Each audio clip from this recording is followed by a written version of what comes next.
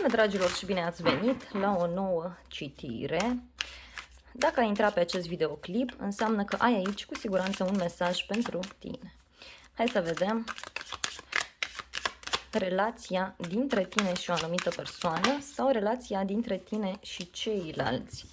Wow, au sărit mai multe cărți și le voi lua în considerare. Aici văd că treci printr-o perioadă foarte intensă. Dacă te afli într-o relație cu cineva, văd clar aici că presiunea este foarte mare între voi. Dacă ești o persoană singură, văd că deja ai ales să faci niște schimbări în viața ta, deja ai ales să mergi pe un nou drum și aștepți persoana potrivită. Văd o nouă etapă în care ai pășit împreună cu partenerul sau cu partenera ta. Treci printr-o perioadă în care tu pur și simplu nu poți controla ceea ce se întâmplă în relația în care tu ești. Vreau să vedem puțin mai multe detalii despre acest nou început pentru tine.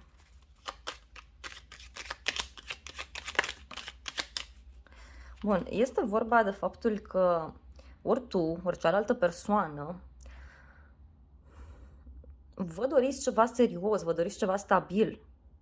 Să știi că pentru tine, în această perioadă, văd foarte clar faptul că ai o protecție divină absolut fantastică în această relație.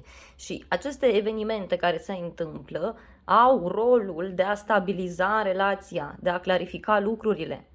Tot ceea ce se întâmplă este divin, este de undeva de sus și pur și simplu este sortit să te ajute să faci ca lucrurile să funcționeze.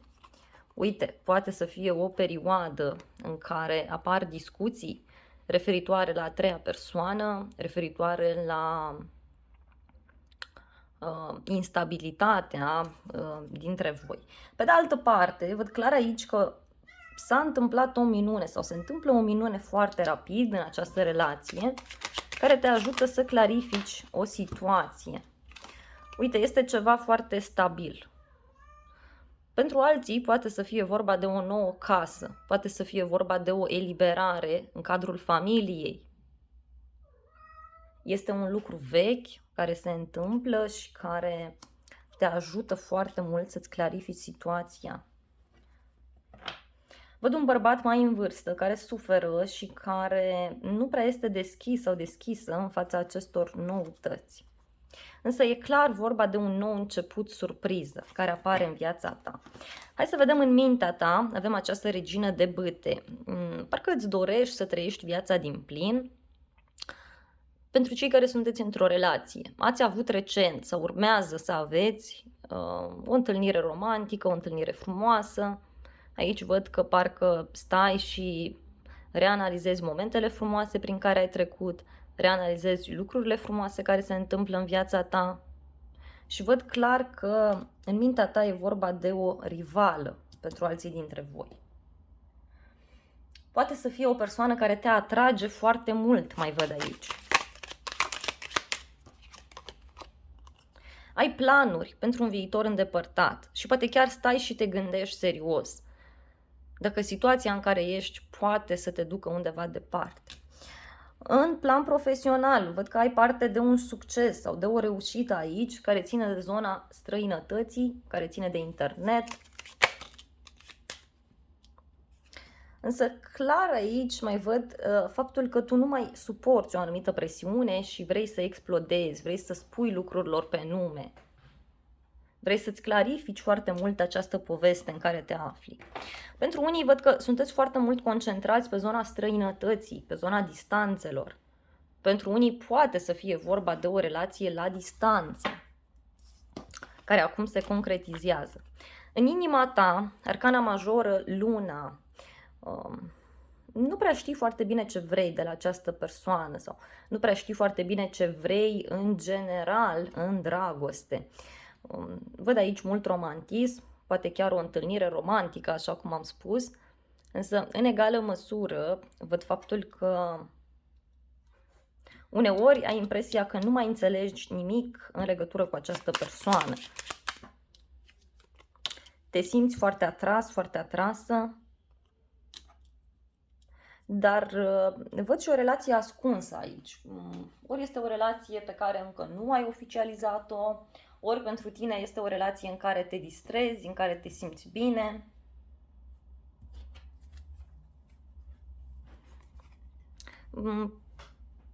Parcă vrei să abordezi lucrurile într-un mod diferit. Pentru cei care sunteți singuri și, sau nu știu, a apărut cineva în viața voastră foarte recent, aici văd clar că tu te simți foarte atras de această persoană. În schimb, parcă îți dorești ceva mai mult. În unele cazuri, văd foarte clar aici o relație de triunghi amoros. Da? O relație de triunghi amoros care, să știți că urmează să se clarifice. Parcă, nu știu, ai obosit să tot stai în această poveste. Ai obosit ca cineva să nu ia o decizie. Hai să vedem ce este la baza manifestărilor tale.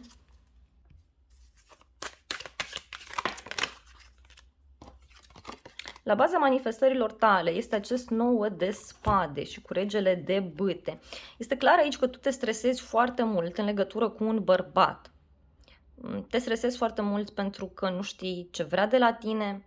Pentru alții e vorba de un stres pe care îl ai în legătură cu o afacere, în legătură cu zona vânzărilor, în legătură cu o negociere.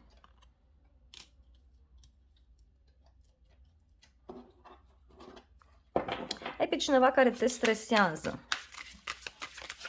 Hai să vedem. 3 de bâte, da, e vorba de ceva ce ține de un drum scurt pe care urmează să îl faci. Sau poate chiar e vorba de niște planuri pe care tu ți le faci pentru un viitor mai apropiat. Hai să vedem totuși o carte de clarificare.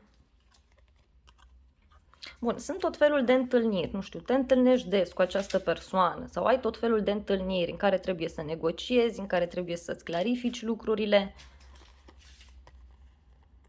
Văd totuși că cineva are o foarte mare susținere pe zona actelor, hârtiilor și documentelor.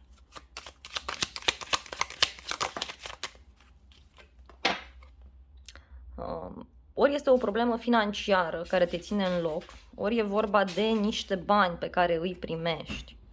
Hai să vedem în exterior, cealaltă persoană. Wow! Cealaltă persoană, văd aici că ori este căsătorită, ori are niște gânduri serioase cu tine. Aici văd că poți avea legătură cu o persoană foarte importantă, care te ghidează, care te protejează. Ai legătură cu o persoană serioasă, mai văd aici. Cineva care se gândește serios la un drum. Sau cineva care tot evită să facă un drum. Evită să facă această schimbare. Evită să pună lucrurile în mișcare. Poate să fie, așa cum am spus, o persoană dintr-un alt oraș, dintr-o altă țară. Sau pentru alții poate să fie vorba foarte clar aici de niște drumuri pe care această persoană le face și de care tu încă nu știi. Poate chiar a făcut un drum recent într-o zonă importantă pentru el sau pentru ea.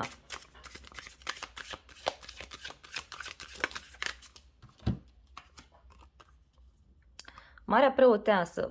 Să știi că această persoană îți ascunde niște secrete.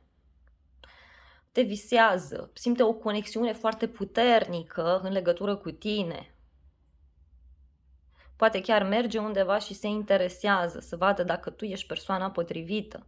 Merge la cineva, se uită în cărți, se uită pe o astrogramă și așa mai departe. Hai să clarificăm puțin situația, pentru că totuși în unele cazuri văd o atracție foarte mare pe care acest bărbat sau această femeie o are față de tine. Pot fi niște lucruri ascunse iarăși în casa ta, în familia ta. Da, uite, evită să comunice pentru că știe niște secrete sau are niște lucruri pe care ți le ascunde. Poate chiar evită să comunice în legătură cu o persoană șatenă, plină de viață, pozitivă. Poate să fie o soră, un copil. Această persoană se simte foarte atrasă de tine, în schimb nu prea știe ce să facă. Și așa cum am spus, sunt niște lucruri pe care nu ți le spune legate de un copil sau legate de o persoană mai tânără. Hai să vedem mai departe ce gândește cealaltă persoană. Vreau să știu. S-a întors o carte. 8 de monede. Această persoană gândește că trebuie să ia lucrurile încet și sigur în relația cu tine. Doar că aceste evenimente care se întâmplă schimbă totul destul de mult. 8 de monede îmi spune iarăși de faptul că este o perioadă în care acest bărbat sau această femeie este foarte preocupată de locul de muncă. Poate chiar vrea să ia totul încet cu tine. Și văd și o pierdere a cuiva.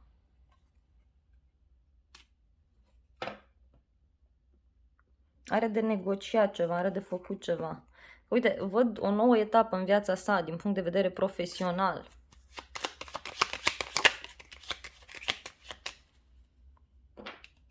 Parcă încearcă să nu te piardă sau încearcă să-și rezolve anumite probleme care țin de zona locului de muncă. Să mai vreau o carte, pentru că aici clar sunt secrete. Uite, e ceva ce ține de niște acte sau ceva ce ține de o relație bună pe care o are cu cineva și de care nu îți spune. Mai vreau să văd la secrete. Ce ți ascunde? Ce îți ascunde? Da, este o persoană geloasă care nu îți spune cu adevărat. De asemenea, este o persoană care se gândește că tu mai ai pe cineva. Pentru unii v-am spus, poate chiar e o relație de triunghi amoros.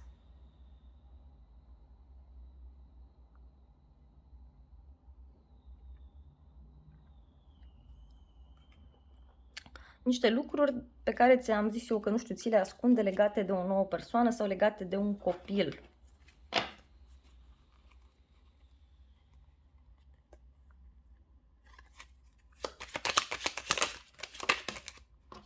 Da, uite, sunt niște probleme de care nu vrea să vorbească, niște probleme pe care le are la locul de muncă sau niște probleme pe care le are cu niște acte, da, pe zona familiei. Nu știu, poate chiar consideră că nu este drept, că nu este corect. Și uite, văd că este foarte supărată această persoană, tot stă și se gândește. Vreau să văd o ultimă carte, vreau să văd viitorul acestei situații. Regele de monede. Aici lucrurile se clarifică între voi, dragilor. Se clarifică între voi, urmează o perioadă destul de intensă, destul de profundă. O perioadă în care, în sfârșit, veți ști cum anume stau lucrurile.